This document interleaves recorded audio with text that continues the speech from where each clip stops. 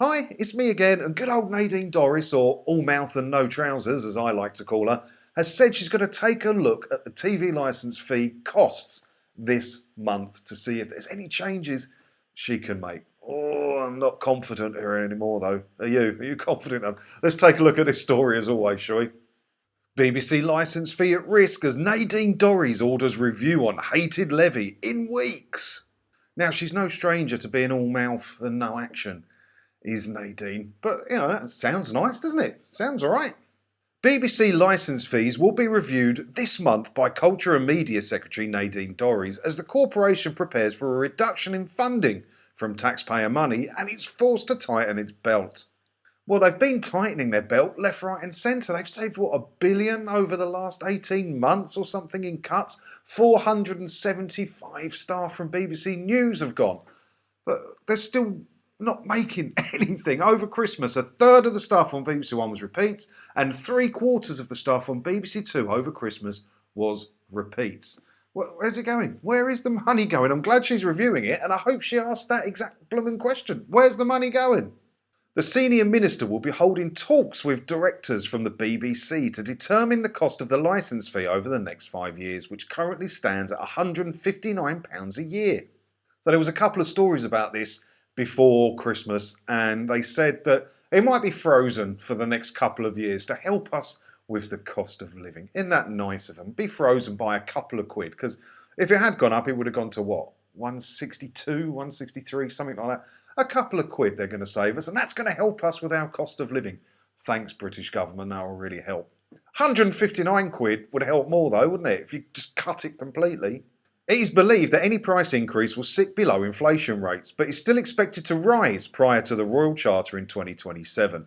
Yeah, the Royal Charter they talk about there is the charter that makes the BBC exist and to get the licence fees, and the full review is in 2027, and that's when you're going to see the change, and you'll see everyone ramping up all their efforts. I'll be going mad, building up to that, and all the other YouTube channels be going mad on the build up to that, trying to, get as many people into the fight as possible, because that's the time they're going to change it. That's the time they're going to change it. They can't really do anything before 2027, but that's when the BBC are going to know what their future is going to be. However, with the price rise likely to remain below inflation rates, this will essentially spell a budget cut for the corporation at a time where the BBC is under huge financial pressure. Then stop wasting money on nonsense. Cut the fat, tighten your belts, pull your socks up, all the old cliche sayings.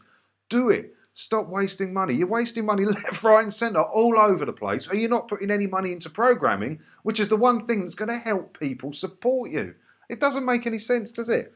Put the money into programming, cut back everything else, and make some world-leading programs that make people happy to pay the $159 a year, which there never will be if I have anything to do with it. But you can also sell them around the world as well, those programmes, and bring in some more money. And you like money, don't you, BBC?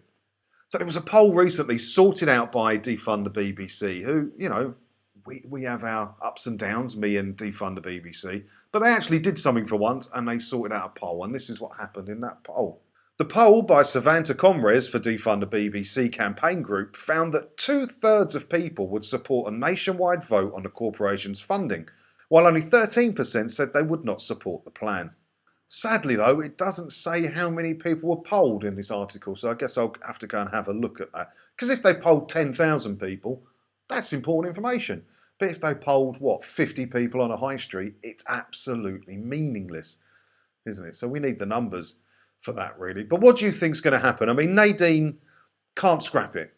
Might have a chat with them, she might see what she can do, but she's not going to scrap it because she can't, and I don't believe she wants to now that she's got the gig. I believe that it was something she did want to do before she got the job. She got the job and she's realised she can't do it because government support the BBC and she's got to toe the line. She wants to keep her job, right? So I don't believe she's going to do a lot. I think the maximum you're going to get out of this whole thing is a couple of years price freeze, which will save you over the couple of years if you pay your licence fee? £5? What good is that to you? How does that change your life? It doesn't do anything, does it? We need to get rid of the 159 quid a year fee, which to many people out there, I'm sure 159 quid a year is not a lot of money. I get that. But to some people, it can really make a big difference. It can really make a big difference. So maybe, mid-term review or something that you can do here is make it means tested. So those on the lowest incomes don't have to pay it and they can still be indoctrinated by BBC News, etc. Maybe that's an idea. I don't know. Let me know in the comments below. As always, while you're down there, hit the like button. Make sure you hit the subscribe button. All the stuff people say at YouTube videos, when they get to the end of them. And I'll see you in another video again soon. Thanks for watching.